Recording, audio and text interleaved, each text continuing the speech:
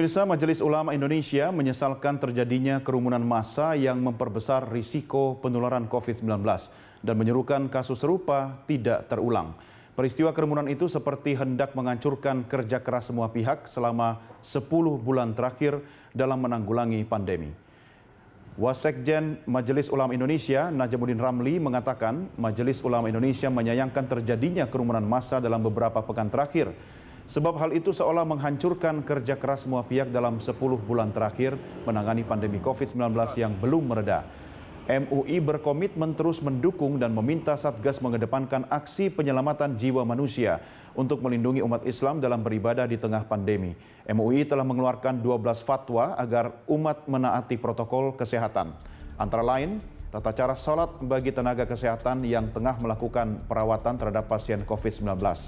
Berikutnya fatwa mengenai pemulasaran jenazah COVID-19, lalu sholat Idul Fitri dan sholat Idul Adha di rumah masing-masing, dan masih banyak fatwa lainnya.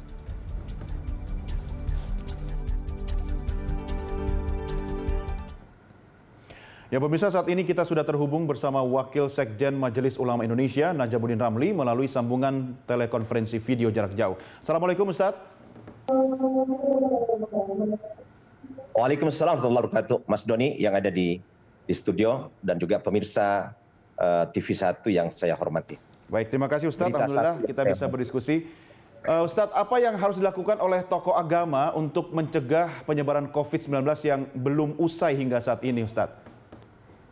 Ya, saya kira kita tidak henti-hentinya memberikan tausiah, dakwah, himbauan, taklimat, maklumat, sosialisasi, bagaimana bisa menyadarkan setiap elemen bangsa, warga negara untuk tetap taat, tertib, menegakkan aturan protokol kesehatan.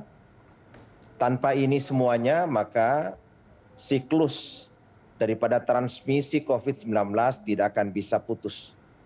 Karena kerumunan itu adalah wahana efektif bagaimana virus itu bertransmisi, ya, bisa menular ke semua orang. Maka dengan demikian siapapun yang berkerumun, dari pihak manapun yang berkerumun, terjadi pekan-pekan terakhir ini, juga di era pemilu kada serentak ini juga, bagaimana pawai-pawai iring-iringan pada saat calon-calon, balon-balon, wali kota, wakil wali kota, bupati, wakil bupati, gubernur, wakil gubernur, pergi mendaftar ke KPU. Saya kira ini juga harus menjadi perhatian kita. Di samping juga kerumunan pada saat acara-acara keagamaan seperti Maulid yang saya kira telah menjadi klaster baru di dalam bagaimana transmisi COVID-19 ini meningkat. Baik di Jawa Tengah yang sekarang menjadi nomor 1 peningkatannya, kemudian Jawa Barat, dan yang ketiga adalah DKI Jakarta. Begitu Mas Doni. Ya, Ustadz, terkait dengan kerumunan, apakah Majelis Ulama Indonesia pernah mengeluarkan imbauan kepada tokoh-tokoh agama untuk menunda misalnya acara-acara seperti pengajian atau kegiatan yang berpotensi untuk pengumpulan massa, Ustadz? Saya kira secara tersurat dan tersirat, sudah mulai dari awal Maret yang lalu, semua ulama, mubalik, da'i, da'iyah, mubaligah, ya, para ajengan, Tuan Guru, Andre Gurutta, Buya, Kiai, Nyai, dan seluruh aktivis-aktivis muslim lainnya yang berhimpun di berbagai organisasi massa Islam dan juga yang berhimpun di Majelis Ulama Indonesia dengan 34 provinsi, 514 kabupaten kota, 9.072 kecamatan dan 82.505 nagari, kampung, dan desa.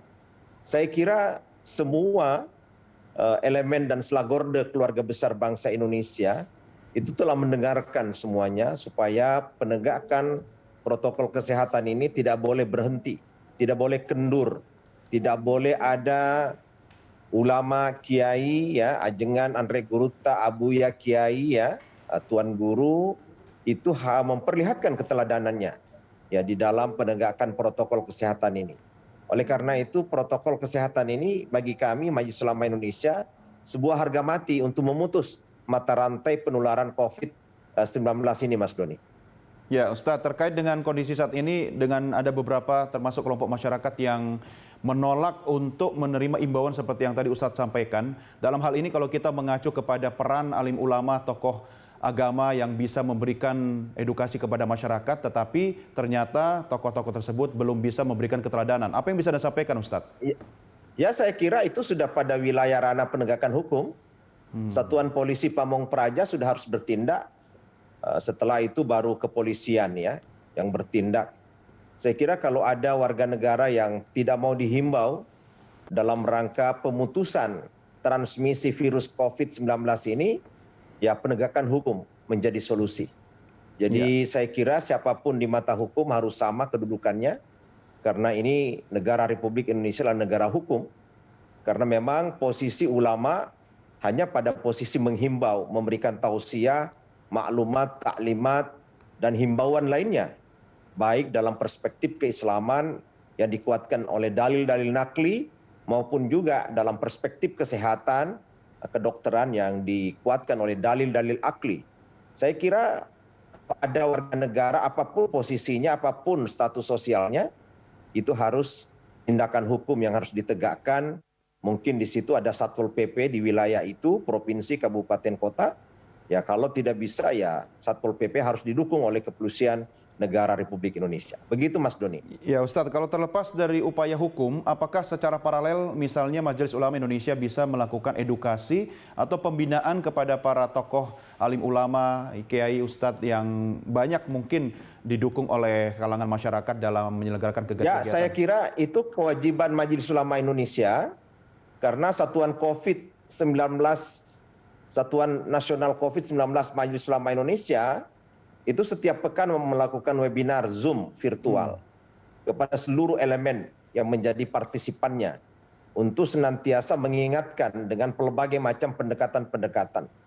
Ya, jadi pendekatan soft, ya, pendekatan lunak, lembut, pendekatan himbauan, dan memang ya posisi ulama itu ada posisi keteladanan, posisi karakter, posisi bagaimana tabiatnya diperlihatkan menjadi contoh. Jadi saya kira kalau penegakan sanksi dan hukum bukan wilayah Majelis Ulama Indonesia. Ya. Wilayah Majelis Ulama Indonesia memberikan keteladanan, memberikan contoh kepada pelbagai macam elemen masyarakat di wilayah negara kesatuan Republik Indonesia. Demikian Mas Doni. Ya, Ustadz, terakhir saya mengutip statement Anda tadi terkait dengan bahwa siapapun warga negara Indonesia semua sama di mata hukum. Agar tidak terjadi kesimpang siuran informasi bahwa ketika kemudian aparat penegak hukum kita melakukan tindakan, tidak ada kesan kriminalisasi terhadap tokoh agama. Ustadz, bagaimana? Ya, jadi memang penegakan hukumnya harus adil, tidak boleh pandang bulu. Jadi adil itu dinilai oleh rakyat. Jangan sampai aparat penegakan hukum kita itu hanya adil, hanya menegakkan hukum pada orang-orang yang dianggap oposisi. Ya, jadi bagi siapa saja, apakah dia anak presiden, apakah dia ponakan presiden, ponakan menteri, anak wakil presiden, anak para pejabat kita semuanya, kalau melanggar ya harus ditegakkan hukum itu. Jadi saya kira tidak boleh pandang bulu. Kalau betul-betul negara kita ini disebut negara hukum yang menegakkan keadilan dan kejujuran. Ya. Demikian Mas Doni. Baik Ustadz, terima kasih sudah berdiskusi bersama kami. Tetap sehat selalu Ustadz. Terima kasih Mas Doni. Terima kasih pemirsa Berita 1. Ya, Assalamualaikum. Sehat selalu dalam naungan Allah Subhanahu wa taala. Assalamualaikum warahmatullahi wabarakatuh. Waalaikumsalam warahmatullahi wabarakatuh. Baik pemirsa, demikian tadi diskusi kami dengan Najamuddin Ramli, Wakil Sekjen Majelis Ulama Indonesia.